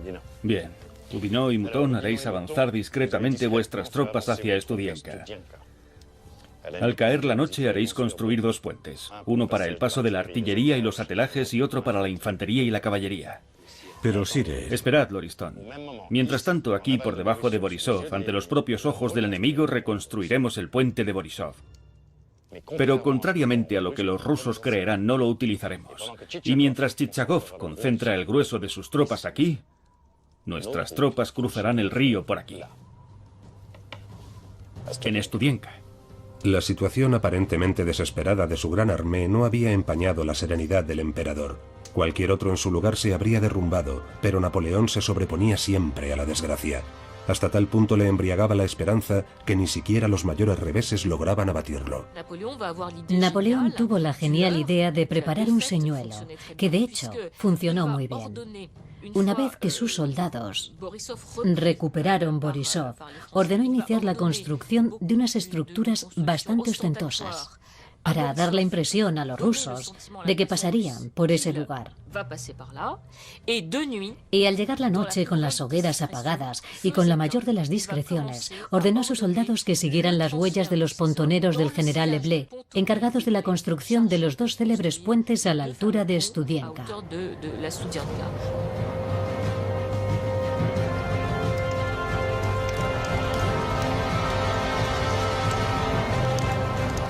Si el ejército francés no logra cruzar el Berezina, Napoleón no tendrá más remedio que capitular. El destino de Francia está en juego. Napoleón se acerca en sucesivas ocasiones a la orilla para observar las luces de los campamentos rusos. Su número y su densidad le tranquilizan, su plan funciona. Los rusos creen que el punto principal del paso se encuentra en Borisov. Sin embargo, Studienka está a solo 2 horas de marcha para un ejército bien entrenado. El riesgo de ser descubiertos y atacados sigue estando presente.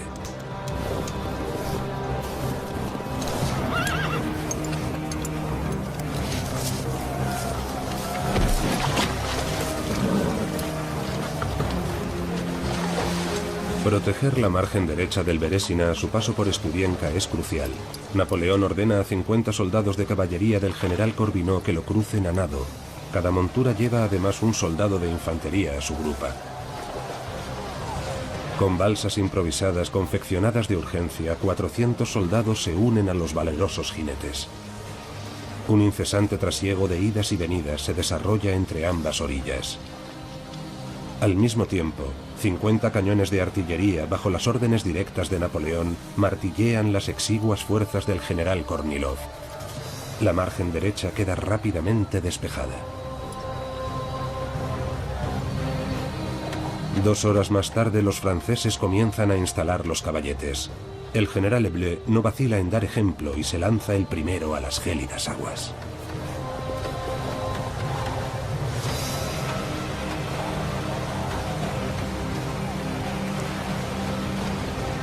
Tras él, los heroicos pontoneros, despojados de sus uniformes, se ponen manos a la obra ignorando los gigantescos témpanos que flotan a la deriva.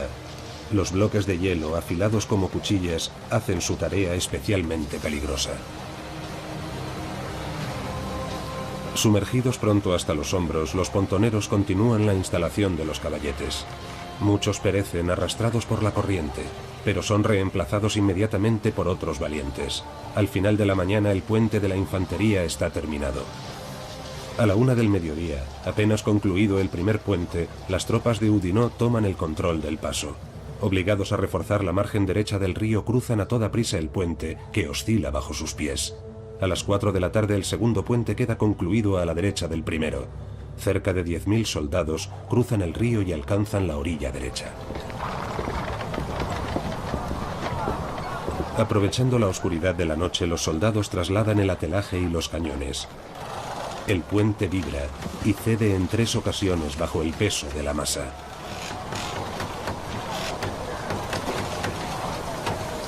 Los pontoneros vuelven a lanzarse al agua sin dudarlo. Es preciso reparar o reemplazar las partes destruidas, y el tiempo apremia. En menos de 3 horas, a una temperatura de 30 grados bajo cero, el puente vuelve a estar operativo. Napoleón y su Estado Mayor no pasarán a la margen derecha del río Beresina hasta más tarde, y siguen alentando el paso de los escuadrones que llegan en un flujo constante. Desde por la mañana, las órdenes de Napoleón son claras. Solo se permite el paso de las tropas bien organizadas y armadas. El resto, vivanderos, rezagados, civiles, son rudamente rechazados. Después de varios días de marcha en solitario, el sargento Bourgogne encuentra finalmente compañía. Se une a los civiles y a los rezagados, que desde la víspera esperan para cruzar el puente. Más tarde escribiría un testigo. Ellos, que habían venido a Rusia para luchar contra la barbarie e introducir la civilización, son ahora nada más que desechos, patéticos espectros. La noche del 27 de noviembre, sorprendentemente, casi nadie se presenta para cruzar el puente. El camino está despejado. Pero Bourgogne, agotado, febril, se queda dormido junto a un fuego acogedor.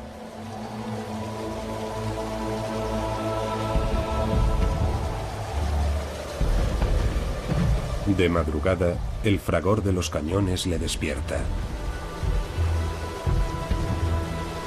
Entonces se da cuenta de que para tener alguna posibilidad de supervivencia necesita imperiosamente cruzar el puente.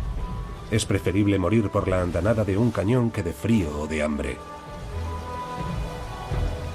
A las 7 de la mañana, completamente solo, se levanta, toma sus armas y sin pronunciar palabras se encamina hacia el puente. Tiene los miembros congelados. Sus huesos, frágiles como el cristal, hacen extremadamente penosa su marcha. Vi a las mujeres soportar con un valor admirable todo aquel sufrimiento. Incluso recriminaban a algunos hombres que no sabían soportar la adversidad con coraje y resignación. Por un puente totalmente desierto, Bourgogne cruza por fin el río Beresina.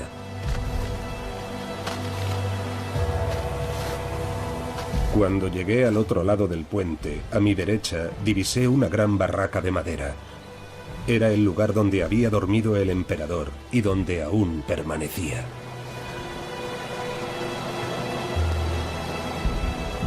Bourgogne llegó a la margen derecha y se unió a sus camaradas, sin saber que 4 horas más tarde la pesadilla comenzaría de nuevo.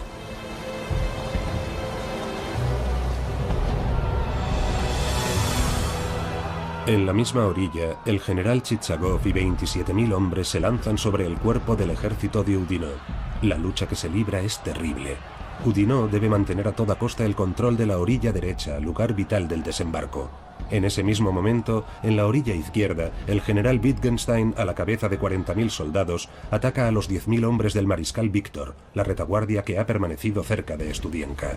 El ejército napoleónico se encuentra completamente rodeado.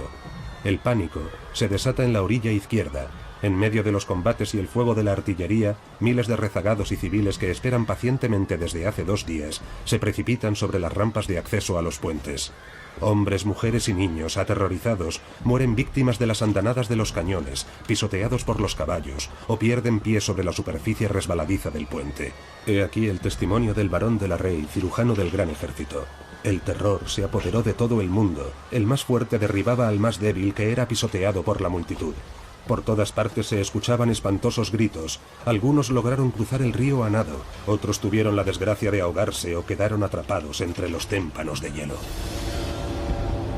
Hasta las 11 de la noche, bajo una intensa nevada, los combates se suceden con ferocidad entre el fragor de los cañones y las descargas de fusilería. Al final de un día agotador, con enormes bajas por ambos bandos, el ejército francés repele el empuje de los ejércitos rusos y las 2 orillas del Berésina siguen en manos de Napoleón. En el río Berésina, Napoleón tomó la decisión de un comandante militar, la única que podía tomar. Quería salvar a su ejército y continuar la campaña militar. Los rezagados no habían querido cruzar los puentes por la noche y los rusos habían llegado, así que dio la orden de incendiar los puentes. Durante la noche, el general Eblé reanuda su misión e insta a los sobrevivientes de la margen izquierda a que crucen el último puente transitable. Eblé era un hombre extraordinario. Era un hombre consagrado a la causa y muy leal al emperador, pero al mismo tiempo era un hombre de una profunda humanidad.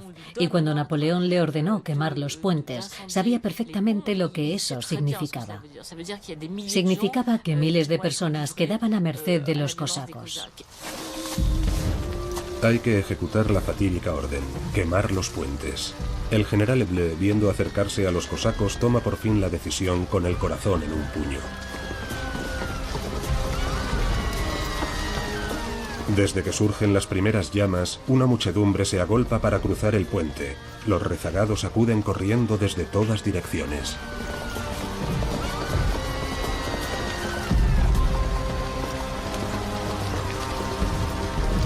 Es una multitud desordenada, confusa y avasallante. 12.000 personas entre rezagados y civiles y unos 3.000 combatientes se empujan unos a otros para sobrevivir. Desde la orilla derecha contemplan con impotencia el escenario de horror y sufrimiento en el que se ha transformado la orilla izquierda. En un sálvese quien pueda general, los infelices se ven acorralados entre 2 fuegos. Por un lado arrinconados por los cosacos que no les dan ningún cuartel. Por el otro atrapados en los puentes consumidos por las llamas, sin posibilidad de avanzar ni de retroceder. Bajo la avalancha, el puente se derrumba.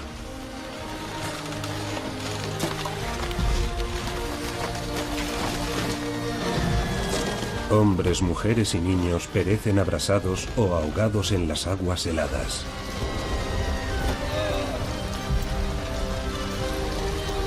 La tragedia humana será catastrófica y la batalla del Berésina una oportunidad perdida para Kutuzov.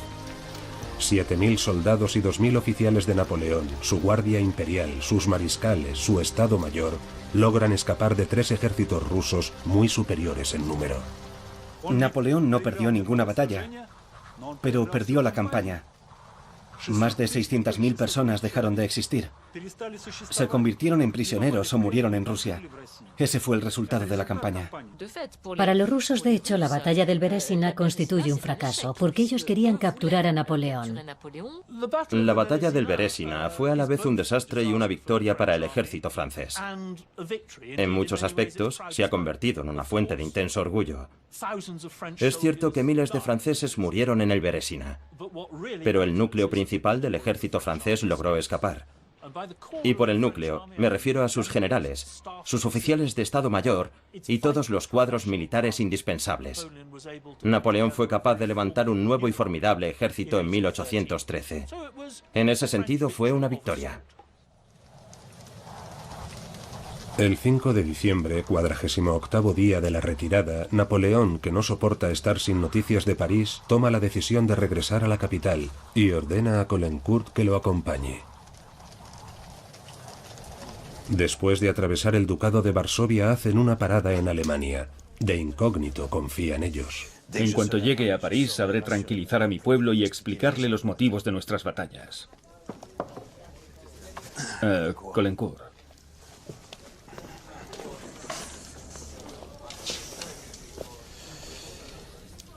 Los acontecimientos os han dado la razón, Caulaincourt.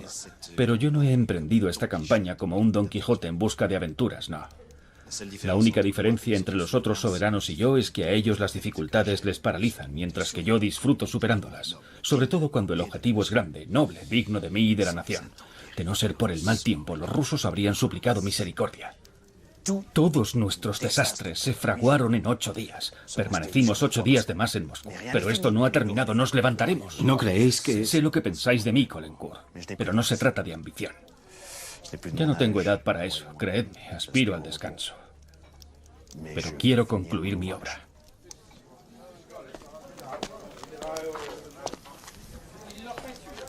Posadero. ¿Sí? Llevamos aquí 2 horas. ¿Dónde están los caballos que pedí? Ya no tardarán mucho, señor.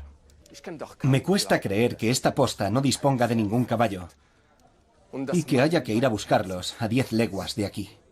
Vivimos tiempos difíciles, señor. Por culpa de Napoleón. Esta mañana, sin ir más lejos, los saqueadores nos robaron 2 caballos. Convencido de que el jefe de posta los retrasa intencionadamente, Caulaincourt se teme una emboscada. Sé que tienes caballos, lo sé a ciencia cierta. ¿Dónde los escondes? Ya os he dicho que no. Si en 5 minutos no están ensillados los caballos, te ensartaré con mi espada. Enseguida, señor.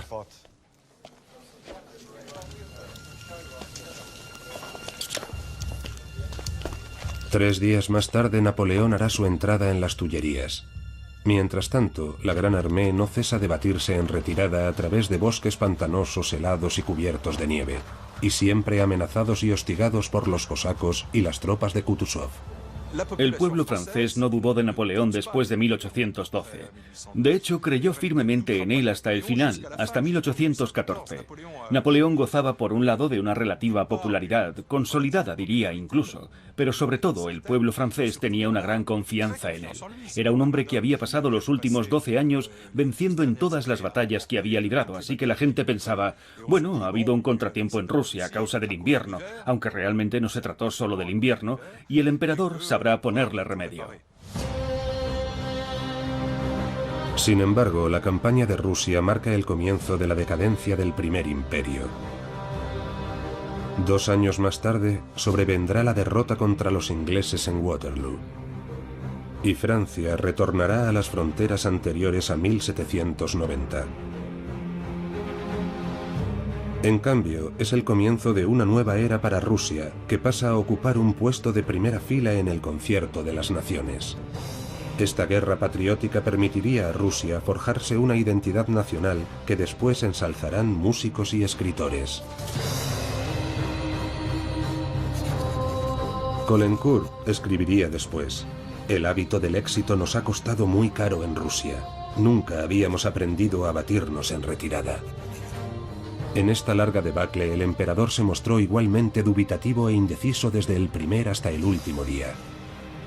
Tantas veces le había sonreído la fortuna que nunca creyó que pudiera serle definitivamente esquiva. Si se suman los supervivientes de la batalla del Berésina a los efectivos estacionados en Lituania, menos de 30.000 cruzaron el río Niemen. 30.000 de 1,5 millones de hombres 6 meses antes. Más de 200.000 soldados de la Gran Armée murieron en combate de frío, de hambre y a causa de las enfermedades. Más de 150.000 fueron hechos prisioneros. Entre los rusos, las pérdidas ascendieron a 300.000 muertos, la mitad de ellos durante la batalla. Memorias del sargento Bourgogne. La batalla del Berésina no fue el final de nuestras desdichas. Poco tiempo después caí prisionero. Los rusos habían decidido trasladarnos al este, hacia Siberia. Mis compañeros de infortunio pensaban que era preferible vivir en cautividad, comiendo patatas, que morir libres de hambre y frío en la gran ruta. Pero yo les dije que serían más dichosos escapando de sus garras. Millares de ellos murieron antes de llegar a Siberia. Algunos aceptaron la oferta del zar de adquirir la ciudadanía rusa y se establecieron en la misma tierra que les habían pedido conquistar. En cuanto a mí, finalmente logré escapar. Y en la primavera de 1813 estaba de regreso en Francia.